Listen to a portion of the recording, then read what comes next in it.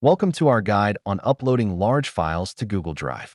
Today, we'll explore why Google Drive is an essential tool for your file storage needs. Firstly, let's look at Google Drive storage limits and the maximum file size you can upload. To effectively upload large files, preparation is key. Let's talk about some compression methods and formats. Using Google Drive's desktop application can streamline your file uploads. Here's how to set it up. Now, let's walk through the step-by-step process of uploading large files via your web browser. Once your files are uploaded, proper management and organization are essential. Here's how to do it effectively. Encountering errors during upload? Don't worry. Here are some troubleshooting tips to help you out. Sharing large files is easy with Google Drive.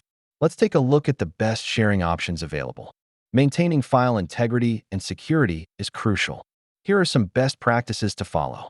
In conclusion, we've covered essential tips for uploading large files to Google Drive. Happy uploading!